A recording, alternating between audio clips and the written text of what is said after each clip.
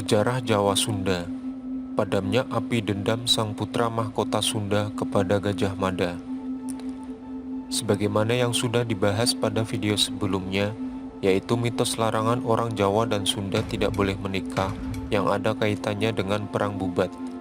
Pada kali ini kita akan membahas dendam Pangeran Niskala Wastukencana, putra mahkota Sunda kepada Patih Gajah Mada.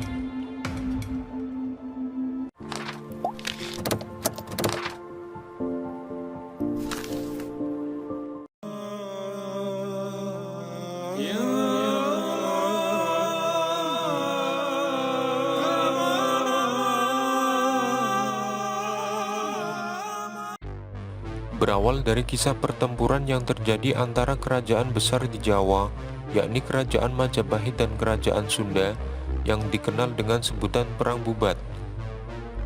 Dalam perang tersebut, Raja Sunda Prabu Linggabuana beserta putrinya Dyah Ayu Pitaloka dan semua rombongan kerajaan Sunda gugur di tangan pasukan Kerajaan Majapahit yang dipimpin oleh Patih Gajah Mada.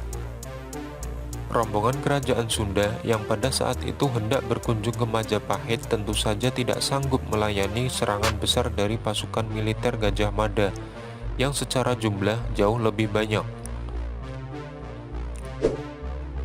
Ketika Prabu Linggabuana beserta keluarganya gugur di medan perang, tinggal tersisa satu putranya yang pada saat itu tidak ikut rombongan karena masih kecil, yang bernama Pangeran Niskala Wastukencana.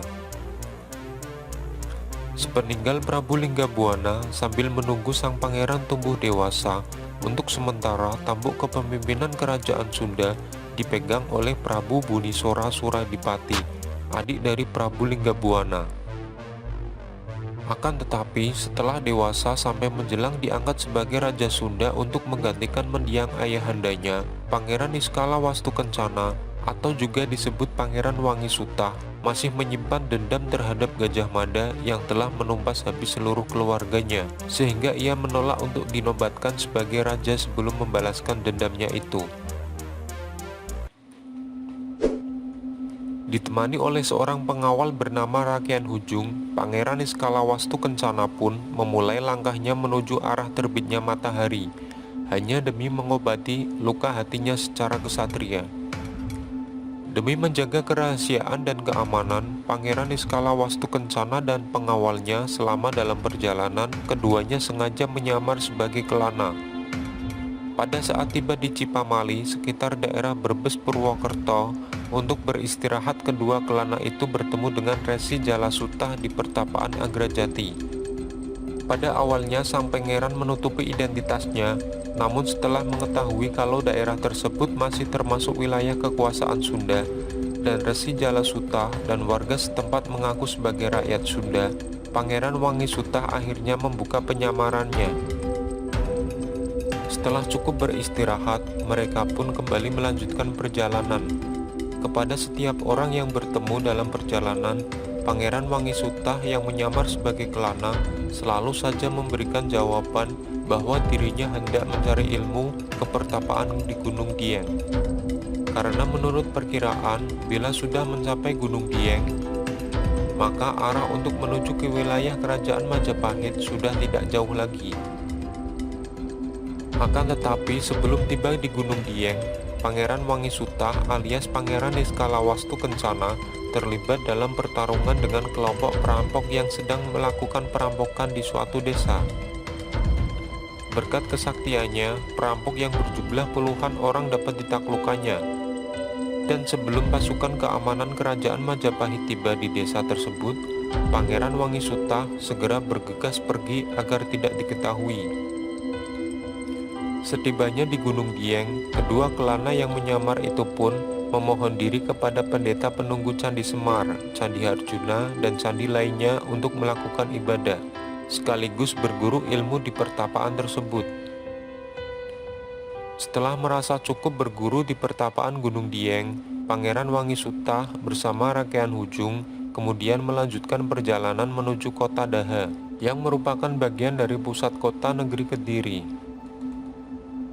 Di Daha, kesatria kerajaan Sunda itu pun berguru cara membuat senjata kepada seorang empu yang biasa membuat senjata untuk pasukan armada perang kerajaan Majapahit. Tujuan daripada Pangeran Niskalawastu Kencana menjadi murid di Padepokan Empu tersebut dengan membuat dan mengantarkan persenjataan pasukan Majapahit tak lain hanyalah sebagai taktik untuk bisa masuk ke istana kerajaan Majapahit tanpa dicurigai.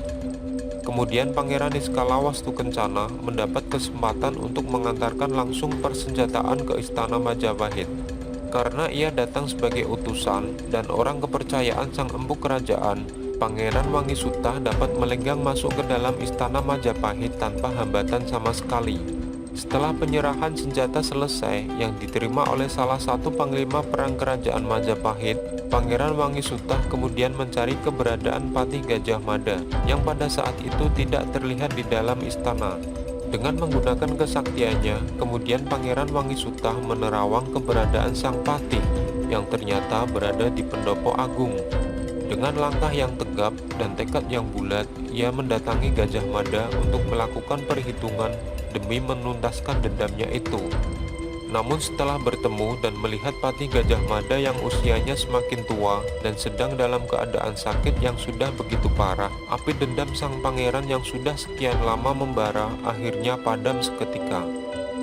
Semua rencana yang sudah dipersiapkan sejak lama untuk berhadapan dengan Gajah Mada dari ilmu kanuragan, taktik perang, bahkan pusaka sakti andalannya, dengan berat hati ia harus memendam semua rencana besar itu.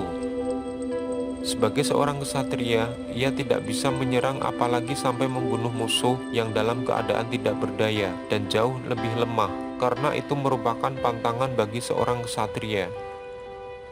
Watak kesatria yang sudah terbentuk sejak kecil dari didikan sang paman Prabu Bunisora membuat Pangeran Niskalawastu Kencana mengurungkan niatnya untuk membunuh Patih Gajah Mada dan bahkan merasa iba terhadap musuhnya itu.